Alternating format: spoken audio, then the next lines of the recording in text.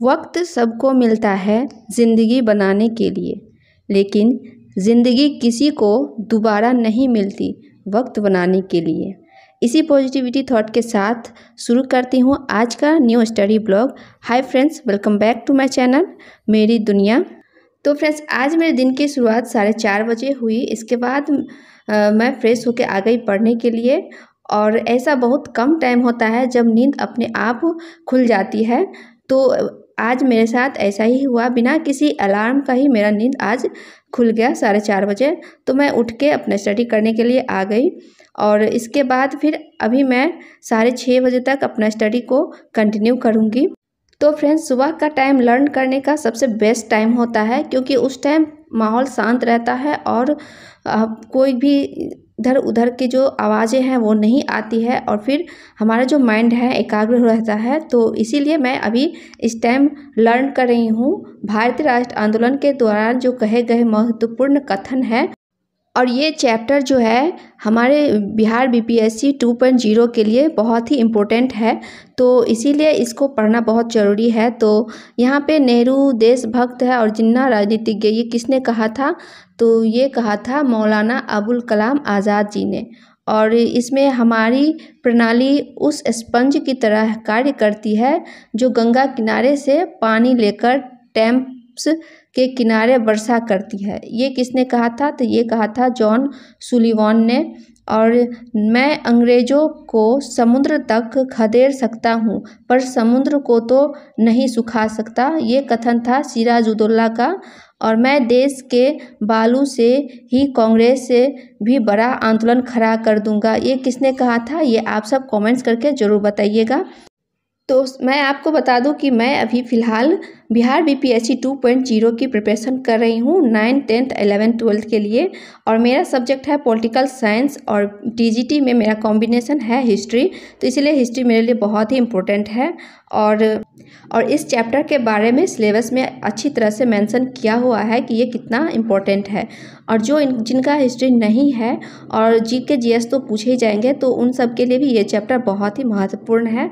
तो इसको आप ज़रूर रिवीजन कर लें और इसको अच्छे से लर्न भी कर लें, क्योंकि लर्न करने वाली चीज़ें हैं ये। और आप ये तो समझने वाला चीज़ तो है नहीं, इसे तो लर्न ही करना पड़ेगा। तो फ्रेंड्स, यहाँ पे मेरा स्टडी जो है कंप्लीट हो गया है और अब मैं डायरेक्ट आ गई हूँ किचन में। और अभी बज रहे हैं 6:15 और इस टाइम मैं स्कूल के लिए बच्चों को तैयार करती हूँ। तो अभी मैं बना रही हूँ चना दाल और घिया की सब्जी। और इसके बाद फिर मेरा जो है काम लगभग सुबह के टाइम ही कंप्लीट हो जाता है, खाना पीना का जो ब्रेकफास्ट का जो काम होता है। और अभी ना सुबह के टाइम में इतनी हड़बड़ी रहती है कि अच्छे से मैं वीडियो भी नहीं शूट करती हूँ। और आज बहुत दिन बाद मैं मॉर्निंग में उठ पाई हूँ, क्योंकि मैं ना इस बीच में मॉर्निंग में नहीं उठ पाती थी, क्योंकि मैं लेट नाइट स्टडी कर रही थी। और आज कल ना मैं जल्दी सो गई थी 11 बजे के करीब, तो इसीलिए मैं आज उठ पाई हूँ। और आज ना इतना फ्रेश फील हो रहा था, लग रहा था कि जैसे मैं 6-7 घंटा सो के फिर मैं उठी हूँ। और अभी मैं जो है ब्रेकफास्ट का काम करके फिर आ गई हूँ मैं स्टडी करने के लिए। और मैं अभी लगभग 9:30 बजे तक अपना स्टडी करूँगी। और अभी टाइम हो रहा है 7:30। तो मॉर्निंग का जो टाइम है ना मेरे लिए बहुत ही प्रोडक्टिव रहता है। और इस टाइम में मैं जितना स्टडी कर पाती हूँ उतना मैं किसी भी टाइम में नहीं कर पाती हूँ। और बच्चे भी स्कूल में रहते हैं तो पूरा घर भी शांत रहता है। और बच्चे जैसे ही स्कूल से आते हैं मेरा सारा टाइम उन्हीं लोगों के पास इन्वेस्ट हो जाता है। और मैं फिर अपना स्टडी जो है 4 बजे के बाद ही कंटिन्यू कर पाती हूँ। तो इसीलिए मैं इस टाइम को अपने लिए बहुत ही अच्छे से यूटिलाइज़ करती हूँ। और इस टाइम मैं कर रही हूँ ज्योग्राफ़ी, और ये मेरा ज्योग्राफ़ी बहुत वीक है, तो मैं इसीलिए इसको क्लास देख रही हूँ। और ये खान सर का जो यूट्यूब चैनल है उस पर सर पढ़ाते हैं, और ये नया एनसीईआरटी एससीईआरटी का कॉम्बिनेशन करके नया स्टार्ट किए हुए हैं, तो मैं उन्हीं का क्लास ले रही हूँ।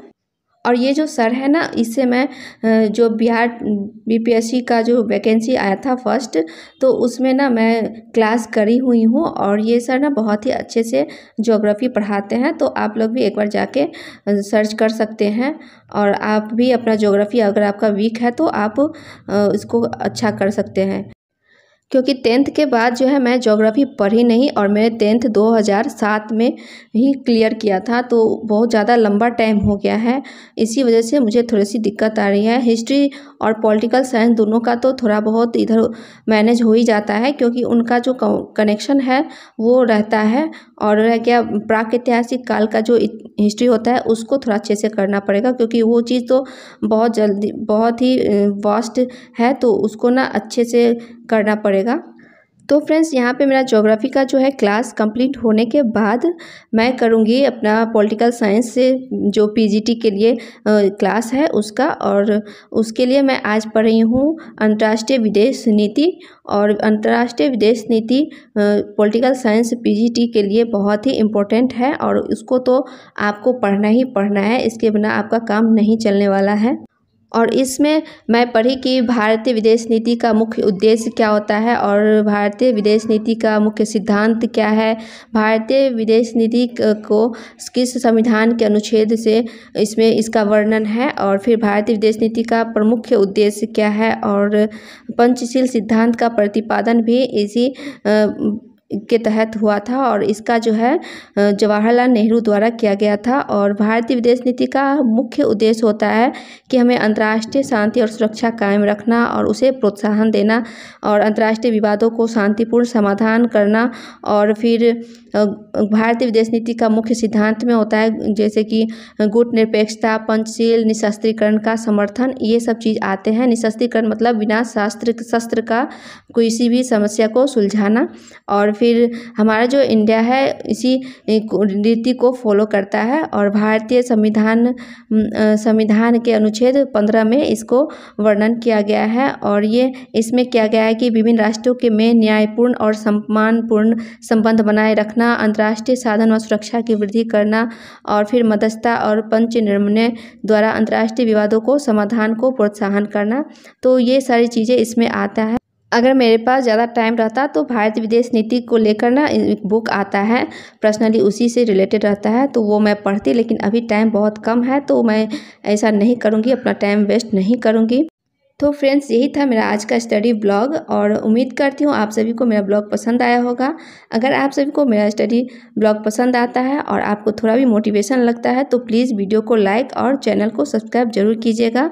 और मिलती हूँ मैं ऐसे नेक्स्ट वीडियो में। Thank you, thanks for watching.